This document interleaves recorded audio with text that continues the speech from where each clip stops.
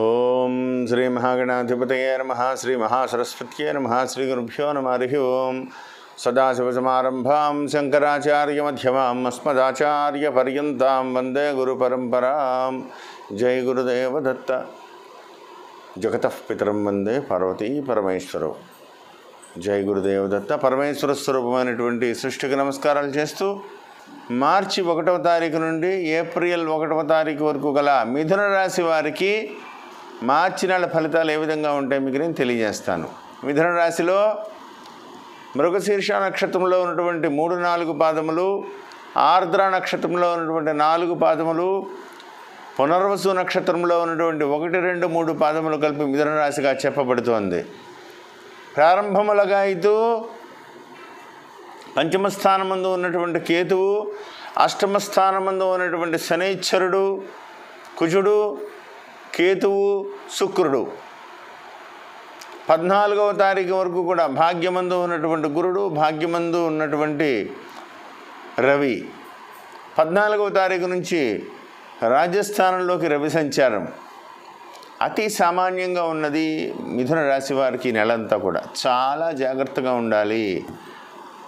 ఏమాత్రం ఓవర్ కాన్ఫిడెన్స్తో వెళ్ళిపోయినా, లేకపోతే ప్రతి విషయంలోనూ కూడా నాకు అన్నీ తెలుసు, నేను దూసుకు వెళ్ళగలుగుతాను, నా తర్వాత ఎవరైనా అనేటువంటి నిర్ణయాలు తీసుకున్నా,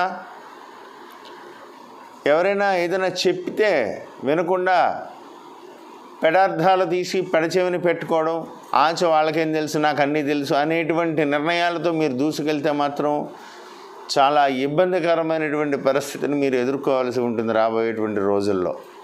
ఎందువల్లనంటే ఈ నెలతో ఉన్న గురుడు కూడా మైనస్లోకి వెళ్తున్నారు మీకు. అంటే భాగ్యమందు ఉన్న గురుడు ఒక రకంగా 10th హౌస్లోకి వెళ్ళారు. శుభాశుభ మిశ్రమైనటువంటి గురుడు. సింక అష్టమ శని, కుజాష్టమం. ఏదేమో ప్రతి విషయంలోనూ కూడా అతి జాగ్రత్త. మీ నీడను కూడా మీరు నమ్మద్దు. ఎవరైనా సరే మిమ్మల్ని అంటే ఇలాంటి సమయంలో మీరు మీ జాతకం వీక్గా ఉన్న సమయంలో మీ శత్రువులు మంచి పేరు చెప్తూ మంచి మాటలు చెప్తూ మిమ్మల్ని పొగుడుతూ ఏదో రకంగా మీ వల్ల వాళ్ళకి ఏదో రూపంలో కలిసి వస్తుందనేటువంటి మిమ్మల్ని పెడదారి పట్టించడమే ప్రధానంగా లక్ష్యంగా వాళ్ళు మీకు దగ్గర చేరి మీకు ఎదురు లేదు, వాళ్ళు అలాగే అంటారు, దూసుకెళ్ళిపోదాం అని చెప్పేసి అవసరమైన ధనాశ చూపించడం, లేకపోతే రూపాయి పెడితే 100 రూపాయలు వస్తాయని మీకు చెప్పడం, ఇలా మిమ్మల్ని వక్రదారిలో పట్టించి మిమ్మల్ని తోసేస్తూ ఉంటారు, మిమ్మల్ని లాక్కెడుతూ ఉంటారు. కరెక్ట్ కాదు. స్వనిర్ణయానికే మీ మనసులో ఉన్న ఏ ఆలోచన అయితే వచ్చిందో ఆ ఆలోచనకే విలువ ఇవ్వండి. నిరంతరం మీ మేలు కోరేటువంటి మీ తల్లిదండ్రులు కానీ, ప్రధానంగా ముఖ్యమైనటువంటి మీ గురువులు కానీ, మీ శ్రేయోభిలాషుల సలహా తీసుకోవడం చాలా మంచిది. ప్రతి విషయంలోనూ ప్రత్యేకమైనటువంటి శ్రద్ధ వహించాలి. శనితో కలిసినటువంటి కుజుడు వాహన ప్రమాదాలు జరిగేటువంటి అవకాశం ఎక్కువగా ఉంది. సెల్ఫ్ డ్రైవింగ్ చాలా జాగ్రత్తగా ఉండాలి. దూర ప్రాంతాలు ప్రయాణించే ముందు జాగ్రత్త. రాత్రిపూట ప్రయాణాలు పూర్తిగా విరమించుకోవడం మంచిదని ప్రత్యేకంగా చెప్పదగ్గ సూచన. విద్యార్థులకి నెల సామాన్యంగా ఉంది. కష్టపడకపోతే ఈ సంవత్సరం విద్యా వ్యవస్థ కూలిపోతుంది, వక్రగతిలో పట్టేటువంటి అవకాశం ఉంది. చాలా కష్టపడితే కానీ ఇప్పుడున్నటువంటి విద్యా పరిస్థితులు ఈ నెలలో అతి జాగ్రత్త తీసుకుంటే కానీ మీరు అనుకున్న టార్గెట్ మీరు పూర్తి చేయలేరు. కాబట్టి విద్యా విషయంలో ప్రత్యేకమైనటువంటి శ్రద్ధ తీసుకోవాలని ప్రత్యేకంగా చెప్పదగ్గ సూచన. విదేశాలకు సంబంధమైనటువంటి ప్రయత్నాలు చేసేటువంటి వాళ్ళకి అయితే ఈ నెల అనుకూలంగా లేదు. కాబట్టి అంటే అష్టమ శని, అష్టమ గురుడు, ధనక్షయం, మనశ్శాంచల్యం, స్థానభ్రష్టత్వం అన్నట్టుగా ఉన్నటువంటి స్థానంలో ఉన్న అధికారాన్ని, ఉన్నటువంటి స్థితిని కోల్పోవడమే కాకుండా తప్పుడు ప్లేస్కి వెళ్ళేటువంటి అవకాశం కనబడుతుంది విదేశీ ప్రయత్నాలు కనుక చేస్తే. కాబట్టి ఈ నెల ఆ దిశగా ప్రయత్నాలు ఏమన్నా వాయిదా వేసుకోవాలని ప్రత్యేకంగా చెప్పదగ్గ సూచన. ప్రతి విషయంలోనూ కూడా నిర్దిష్టమైనటువంటి అవగాహన, ఆలోచన చాలా అవసరము. తొందరపాటు నిర్ణయాలు తీసుకోవద్దు. వ్యాపారస్తులకు శుభాశుభ మిశ్రమంగా ఉంది. సేల్స్ రంగంలో ఉండేటువంటి వాళ్ళకైతే కొంత బెటర్ఫుల్గా ఉంటుంది.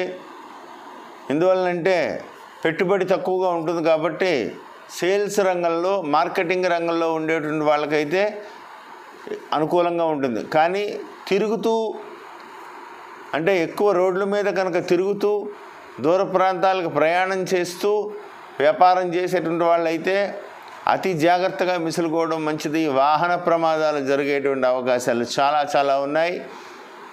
కాబట్టి ప్రతి విషయంలోనూ కూడా అతి జాగ్రత్తగా ముందుకు వెళ్ళాలని ప్రత్యేకంగా చెప్పదగ్గ సూచన. ఈ రాశిలో జన్మించినటువంటి స్త్రీలు ఆరోగ్య విషయంలో చాలా జాగ్రత్తగా ఉండాలి.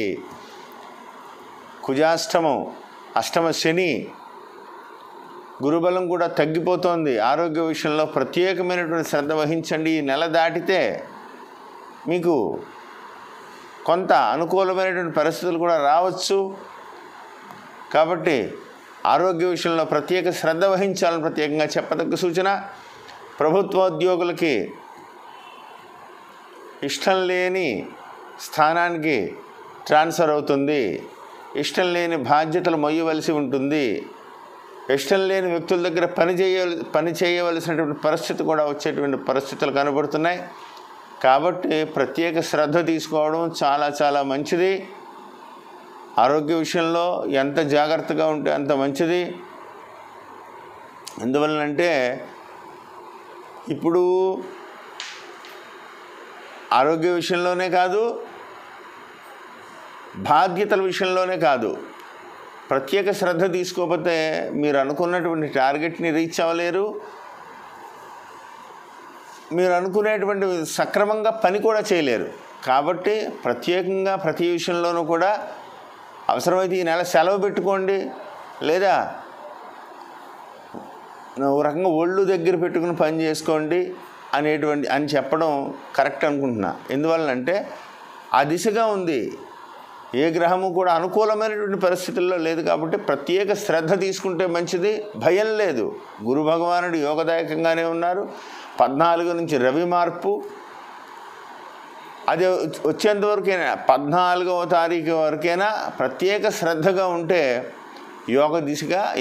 యోగవంతమైనటువంటి దిశగా అడుగులు పడతాయి. కాబట్టి ఆలోచించి ముఖ్యమైనటువంటి నిర్ణయాలు తీసుకోండి. రియల్ ఎస్టేట్ రంగంలో ఉండేటువంటి వాళ్ళకైతే అతి సామాన్యము. ఖచ్చితంగా మీరు రాంగ్ స్టెప్ వేస్తారు ఈ నెలలో. అంటే అతి తక్కువగా ఉన్న స్థలం ఏదో కొనడం, లేదా ఇలాంటి ఏదో జరుగుతుంది. ఒక రాంగ్ ఇన్వెస్ట్మెంట్ అయిపోతుంది. ఎదుటి వ్యక్తుల మాటలు, కుజుడు శనితో కలిసి ఉండడం, దశాబలం తక్కువగా ఉంది. కాబట్టి ఈ నెలలో సరైన నిర్ణయం తీసుకోకపోతే తొందరపాటు వ్యవహారం ఏది చేసినా అది ఇరుక్కుంటుంది. కాబట్టి ఆలోచించి ప్రత్యేకమైనటువంటి నిర్ణయం తీసుకుంటే ఆలోచనతో ముందుకు వెళ్ళడం చాలా చాలా అవసరం. ధన సంబంధమైనటువంటి వ్యవహారాలు కలిసి వస్తాయి. అయినా తీసుకునేటువంటి ఇచ్చిపుచ్చుకునేటువంటి వ్యవహారాల్లో చాలా జాగ్రత్తగా ఉండాలి. అదేవిధంగా మీకు రావాల్సినటువంటి బకాయిలు సమయానికి రావు. అదేవిధంగా మీరు తీర్చవలసిన వాటి నుంచి అయితే ఒత్తిడి పెరిగిపోతుంది. ఆ విషయంలో ప్రత్యేకమైనటువంటి శ్రద్ధ తీసుకోకపోతే చాలా ఇబ్బంది పడతారు. ఏది ఏమైనప్పటికీ కూడా మంగళవారం రోజున సుబ్రహ్మణ్యేశ్వర స్వామికి ప్రత్యేకమైనటువంటి అభిషేకం చేయించుకోండి. అదేవిధంగా మమ చంద్రలగ్నవశాత్తు అష్టమస్థాన స్థిత అంగారకగ్రహ దోష పరిహారార్థం అని చెప్పి సంకల్పం చెప్పించుకుని కేజీంపావు కందులు లేదా కందిపప్పుని దానం ఇవ్వండి. సుబ్రహ్మణ్యేశ్వర స్వామిని ప్రత్యేకంగా భక్తి శ్రద్ధలతో పూజించండి. సుబ్రహ్మణ్యేశ్వర కరావలంబ స్తోత్రాన్ని చదువుకోండి. ఆలోచించి ముఖ్యమైనటువంటి నిర్ణయాలు తీసుకోండి. ప్రతినిత్యము కూడా దశరథ కృత శని స్తోత్రాన్ని పారాయణ చేస్తూ ప్రతి వ్యవహారంలోనూ కూడా ఆచితూచి అడుగులు వేస్తూ నేను చెప్పిన పరిహారాలన్నీ చేసుకుంటూ విజయపదంలో మీరు దూసుకు వెళ్తారని కోరుకుంటూ జై గురుదేవ దత్త.